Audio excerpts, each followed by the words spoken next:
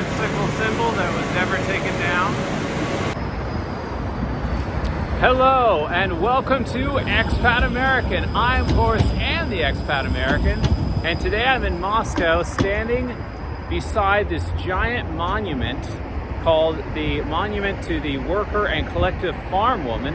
It probably rolls off the tongue better in Russian. And this was built in Soviet Union times. They're holding up the traditional hammer and sickle. And today I'm going to walk a block that way to a place called VDNKh. And what I'm trying to answer is, are parts of Moscow City and parts of Washington, D.C. perhaps built or patterned after each other? Now this is the entrance to where we're going to be going.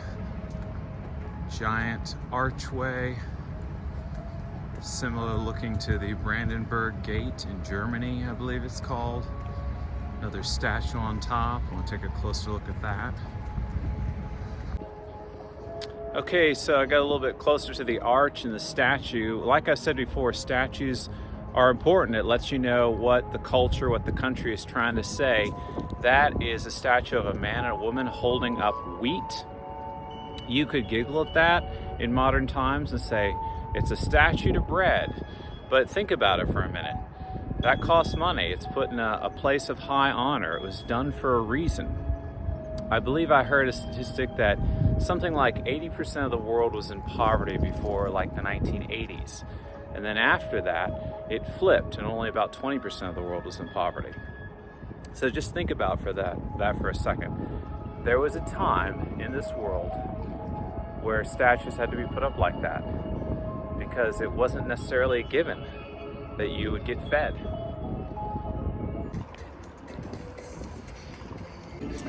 So now I've come through the gates here, I'm inside this park, and so the question is, why am I here? Well, in Washington, D.C., the capital of the USA, there is a 2-mile long park in the center of the city. It's a long, skinny park with reflecting pools and fountains. It's got the Capitol on one end, it's got the Lincoln Memorial on the other, and both sides of this park are lined with different buildings, state buildings, that are state museums for people to see.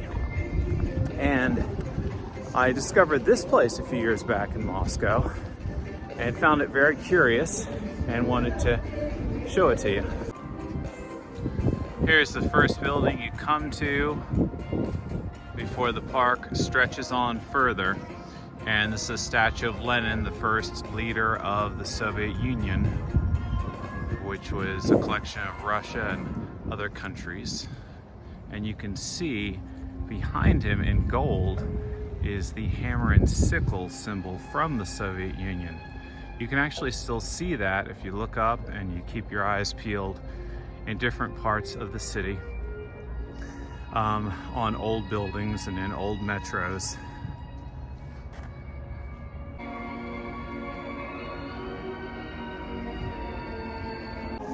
There's another hammer and sickle on the side of this building, the same building.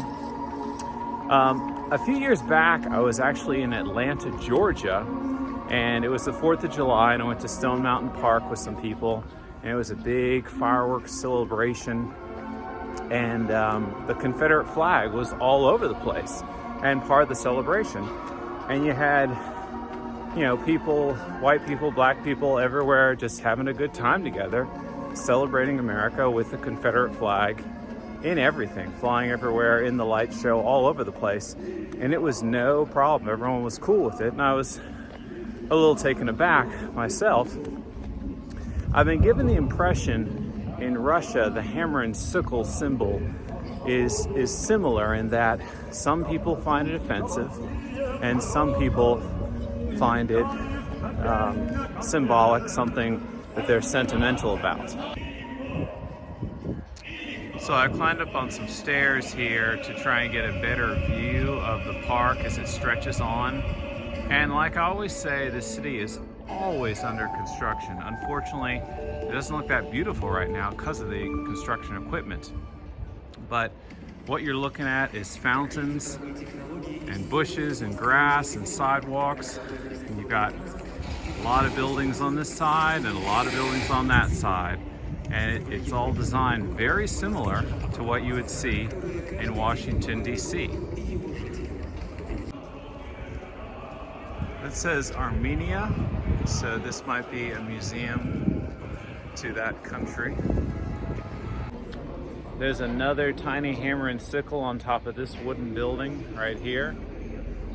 I don't think the hammer and sickle is something that they would put on their buildings today because it's no longer a communist country, but where it still stands on the older historic buildings, they'll leave it alone for those that are sentimental about it.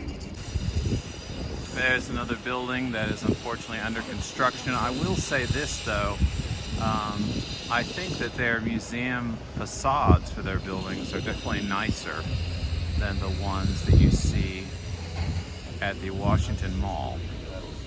More of the construction here all through the center of the park. This is where they actually set up ice skating in wintertime, and perhaps they're prepping for that. This right here, it says the Museum of Slavic Literature. Got some nice statues, another hammer and sickle up there. And speaking of statues, I've seen a few statues of Lenin since I've been here. I've seen no statues of Stalin, and I actually heard that when the Soviet Union ended, all the statues of Stalin were removed. So, again, like I said before, statues are important. Putting them up says something. Taking them down says something as well. This is common to see too. You got the restaurants with the outside seating that are sealed up in hard plastic, so you can be outside sort of during winter time. This is the Republic of Kazakhstan Museum. So another smaller country next to Russia that was part of the Soviet Union. This behind me here is a museum for Soviet cartoons.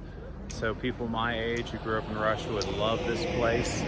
Something like if you were to see Popeye or Woody Woodpecker or maybe Bugs Bunny museum in America, something that's not necessarily in the mainstream of culture right now, but from everyone's past. Here is a giant statue of books. I've been told and given the impression that Russia puts a big emphasis on learning and education, and that school is actually a bit harder here than you might find in the States. This is another cafe in VDNKh, and not too long ago they had a deck with tables and chairs built there, and they have torn it all up because winter is coming and no one will be sitting outside. Looks like they'll turn it back into a planter, but during summertime it's a deck covered with umbrellas and chairs, and a really nice place to sit and eat.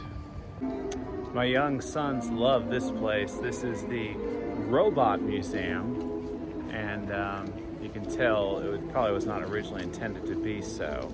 It's got the Greek columns, but now they've got robot statues and robot exhibits all through the place.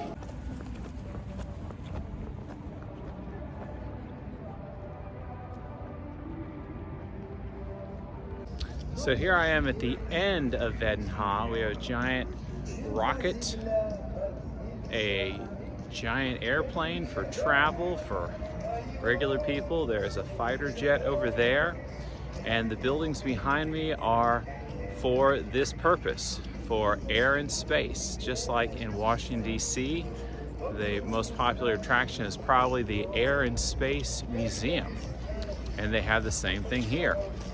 So what do you think? Is the Washington, D.C. Mall like VDNKh in Moscow? I think so. If you like this and you want a little bit more, click the next video, part 2, where I'm going to be talking about the Russian space program and the American space program and how they compare and contrast to each other and how much they may or may not be connected to each other.